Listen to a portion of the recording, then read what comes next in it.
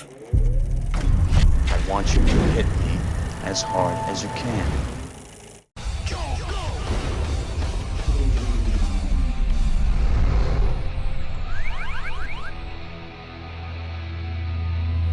5 years ago, Legendary Pictures gave us yet another Americanized reboot of Japan's beloved atomic-powered giant lizard by the name of Godzilla. And while that film definitely got far better critical praise and box office than Roland Emmerich's Godzilla reboot, the audience's opinions towards the film proved to be bitterly divided. But this weekend, Legendary Pictures is finally moving forward with its second rebooted Godzilla movie, titled Godzilla, King of the Monsters. And with this sequel now enlisting the services of director Michael Dougherty of Trick or Treat and Krampus fame, the critical response has proven to be a little bit more muted this time, while the early audience reception has been far more enthusiastic, which proves to be very promising for next year's epic crossover of Godzilla vs. Kong. But while America tries hard to establish a Godzilla cinematic universe, our country still has a long way to go to catch up with the 30-plus Godzilla movies which have been made in the country of Japan by Toho Studios, ever since the release of its original 1954 classic. And out of the 6 decades worth of Godzilla movies, most fans of the franchise say that the worst film out of all of them would be the 10th Godzilla movie from 1969, which was released in Japan under the title of All Monsters Attack, but was released 2 years later in America by the name of Godzilla's Revenge.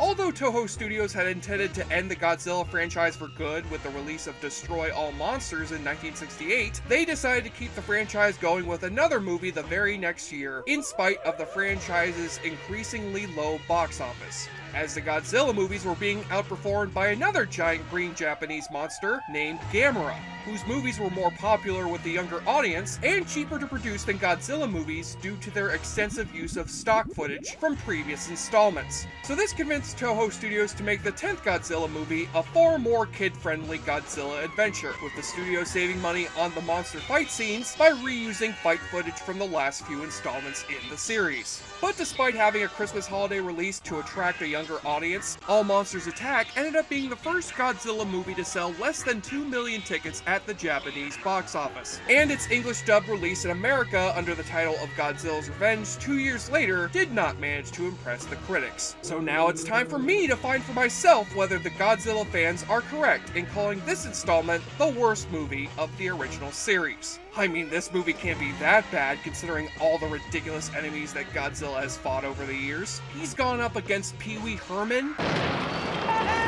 He's gone up against Daffy Duck. You was expecting maybe Calvin Coolidge. Hell, he has even gone up against Charles Barkley. I hope King Kong is paying attention before his big Godzilla fight next year, because he could learn a thing or two from the round mound of rebound. King Kong ain't got shit on Charles Barkley. That's terrible. But first it's time to call in an airstrike from the Japanese Navy so that they can save the city from being demolished by the wrath of the awfully good drinking game. Take a double shot as the movie opens with some establishing shots of the pollution-ridden Japanese town of Kawasaki, as we follow the young hero of our film by the name of Ichiro, who's walking home from school alongside his friend Sachiko when the two of them stop in the middle of the street to observe the passing cars. Hey, Minya sounds just like that. Minya? Minya cried just like that did. Gee, that's pretty exciting. You writing like that? For monsters? Girls. Yeah, I suspect that will not be the last time in this young boy's life, when he'll have a girl running away from him after he makes that god-awful noise. We find out that Ichiro is what we like to call a latchkey kid, which means that the boy spends most of his time alone in his family's apartment while his mother's busy working late as a geisha and his father is working long hours as a train conductor. Pac, is anything wrong with you, little kid? The boy's alone a lot. Mother works late. He's so quiet. Thinks a lot, huh? Kinda shy. Yeah. And Ichiro's shy demeanor makes him an easy target for a young gang of bullies that keep pestering this poor kid on and off the schoolyard, with the gang led by a kid named Gabara, not to be confused with Gamera, the giant turtle. Where'd you get that radio to, huh? I found it right over there. Give it here. Yeah! Go honk the horn on that guy's motor motorcycle and I'll give it back. I won't do, you guys. Wow, forcing a kid to honk some random dude's motorcycle horn behind his back? Move over, Crips and Bloods, because this gang of Japanese school kids runs harder than you motherfuckers ever will! Ichiro asks for some advice on dealing with these bullies from his next-door neighbor named Shinpei, a toy maker who is currently working on developing an educational mini-computer for kids. Now that man has actually landed on the moon, how would you like to go? Where would you like to go? An island, Monster Island. Godzilla is there, and Rodan, and Minya, and they're all tougher than that kid Gabara is. You should get the cries of the monsters in this. You may laugh, but I do think this kid has come up with a great idea for the next Alexa update. Alexa, set the mood.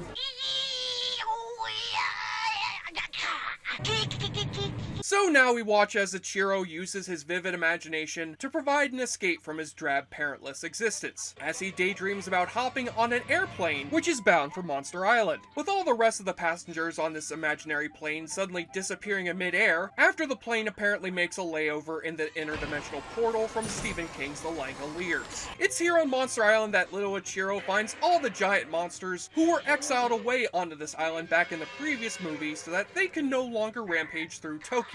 And among these monsters is the big guy himself, Godzilla, whom Ichiro finds in the middle of another epic battle with the Kamakura monsters from Son of Godzilla. In fact, this fight scene looks exactly like the previous fight between Godzilla and Kamakura from Son of Godzilla, almost as if the filmmakers are shamelessly using footage from earlier Godzilla movies and hoping that the audience is too dumb to notice. Well, if only Godzilla could express what I would like to say to these cheap-ass movie producers. Yeah, that sounds about right. This movie can suck my dick! Meanwhile, in the non-recycled footage, Ichiro starts running away in fright from the approaching Kamakura and ends up having his clumsy ass trip and fall into a deep, dark cave. Oh, if only that fall could have proven to be fatal. But thankfully, Ichiro ends up being rescued from the cave with a rope that happens to be pulled by Godzilla's young son from the previous two movies by the name of Minya. Hi, Minya. Hey, come on over here. I won't hurt you. You won't? No, don't be afraid. First off, you will notice that Minya has now gained the ability to speak in this boy's daydream, as well as shrink himself down to regular human size. Secondly, Minya's speaking voice sounds somewhere between Goofy and an alcoholic party clown. Your folks will get kind of worried, won't they? And finally, I would advise this little boy to run for your goddamn life away from that demonic dead-eyed creature before it decides to swallow your young innocent soul! I won't hurt you. But then Minya and the boy are interrupted by an oncoming monster by the name of Gabara, who indeed happens to have the same name as the boy who bullies Ichiro in real life. Do you ever fight? I know, I'm chicken. I know how that is. We both got a Gabara. But enough of that nonsense, because now it's time for Ichiro to be woken up out of his dream sequence so that we can focus on yet another non-Godzilla related subplot. As we see, two local police officers have been scouring the area for the location of two bank robbers who have made off with 50 million yen. And when Ichiro goes outside to play, only to once again run away from Gabara and his gang of bullies by hiding out in a nearby abandoned factory, the boy rummages around the factory for some souvenirs and finds a driver's license, which just so happens to have been dropped on the floor by one of the bank robbers, as the two thieves hide out from the cops inside this factory, inside of an empty locker. When you look down, this hole, you drop your driver's license out of your pocket, and the kid got it. Follow him and get the license back. And hurry up. Yeah. Well, terrific. I'm watching a movie that goes under the titles of All Monsters Attack and Godzilla's Revenge. And instead of watching monsters attacking or Godzilla getting revenge, I'm instead watching some annoying little shit of a kid being followed around by a pair of bumbling bank robbers who may as well be the Japanese equivalent of the goddamn wet bandits so that they can steal back their driver's license. This card for sale. Very cheap. Very good. Godzilla's Revenge. Come for the giant monsters fighting each other, but stay to watch a little Japanese boy humping the hood of a car. So when Ichiro isn't dealing with his real-life problems, he goes back to dreaming away in his personal fantasies of Monster Island, with Ichiro meeting back up again with Minya as the two of them watch from the sidelines while Godzilla fends off an attack from Abira the sea monster. And as hilarious as it is to watch Godzilla bat around a boulder with this giant lobster to play a real-life game of Pong, I must yet again point out that this is just the same fight scene from Godzilla vs. the sea monster, only now it keeps cutting back to Ichiro and Minya yelling out some unhelpful and annoying commentary from the sidelines. Get him, Godzilla! Go on, get him! Oh, he can't breathe underwater? Yeah, sure. And he's strong underwater. Hey look, if I want somebody to add some color commentary during a Godzilla fight scene, then I will leave that task to Joel Robinson and his two robot friends, thank you very much. And after Godzilla yet again snaps off Abira's claw with his teeth, he walks back onto land, only to now face off against Kumonga the giant spider, as previously seen in Son of Godzilla. That's right, Godzilla, gaze into the hypnotic sight of the spider's vagina while it splooges into your eye with its web jizz. He's hit! He's hit her right in the eye! Yeah, Kumonga learned that move from watching multiple MIGs in Silence of the Lambs. Look at the blood! And make sure you take a shot not just every time you see Godzilla break out his iconic atomic breath on one of his enemies, but also when you see Minya try to unsuccessfully fire off his significantly weaker atomic breath. Well, here goes. Ready or not? Smoke weed every day. What happened? What was the matter with your breath? It isn't strong enough yet. Godzilla's the one with the bad breath. No, Dad, I don't wanna. Oh, okay. Aw, it is just so adorable to watch this father and son bond together, even if it does involve senselessly killing off several innocent jet plane pilots and roasting them alive in atomic fire. But still, it's just adorable. But Ichiro yet again gets woken up out of his dream by a plant man monster? Or, I mean, the two bank robbers, who decide to snatch this boy up from his apartment so that they can take him hostage inside of the abandoned factory. Hey, kid, shut up. You cry like a girl. You are a boy, aren't you? Yeah. Ichiro escapes back into his mental happy place so he can return to Monster Island just in time to watch Minya get in his big final confrontation against Gabara the giant lizard, with Gabara being able to shoot electricity out of his hands thanks to the horn sticking up through his drop-dead Fred hair. But Godzilla sure as hell isn't gonna watch his son tap out of this fight like some pussy. So Ichiro helps Minya defeat his monstrous bully in what has to be the funniest scene of the movie. You see that tree down there? When Gabara steps on the other end, you jump on this end. Oh, well, here goes. Go!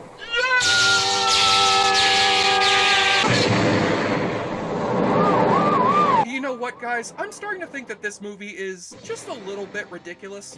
And with Godzilla being proud of his son for finally fighting his own battles, he tags into the fight alongside Minya so that the two of them can do away with Gabara once and for all. Yay, yay, yay!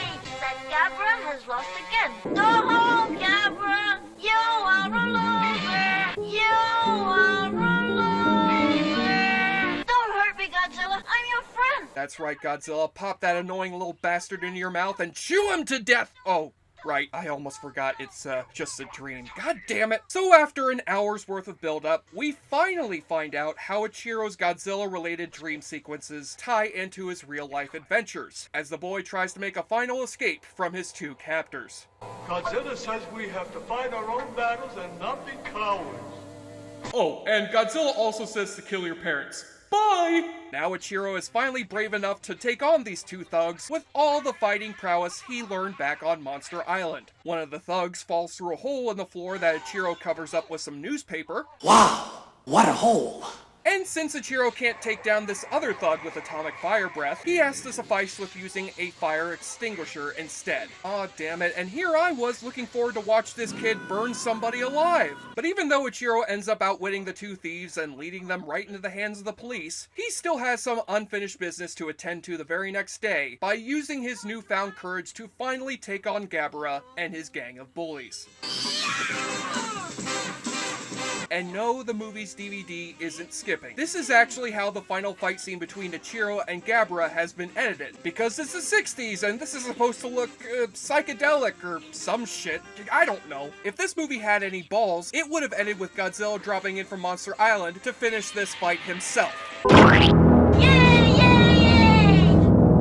Even though most of its action is recycled from previous movies, Godzilla's Revenge does manage to pack a lot of enjoyable monster fighting within its flimsy 69-minute length. However, the fun is kind of soured by watching the two most annoying protagonists to be associated with this franchise this side of Matthew Broderick. So I would say that you're better off served watching any other Godzilla movie instead of seeing this completely inessential and silly entry of the original Godzilla series. And considering all of the silly shit that Godzilla has done over these past few decades, that is saying a lot. And don't worry, this movie would be the last appearance of Godzilla's son Minya, or as he's also known, Manilla, within the Godzilla franchise, at least until the release of Godzilla Final Wars in 2004. Oh, come on! Don't be afraid! I won't hurt you! And on the monster roar watch, you do get to hear Godzilla letting out that famous roar of his quite a bit during this movie.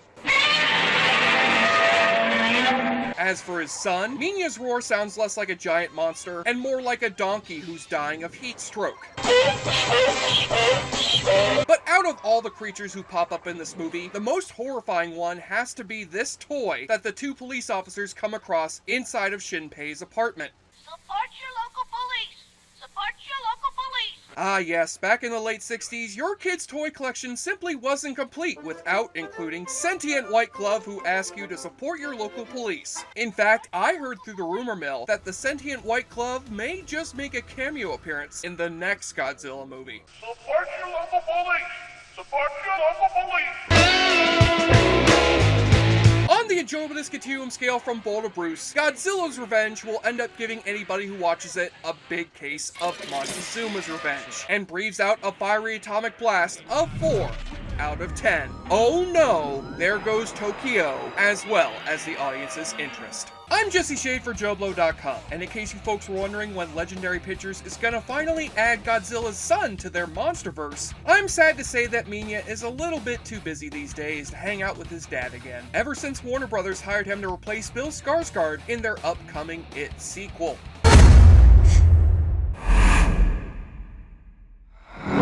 So get kind of worried. Every country has a monster they're afraid of in their nation.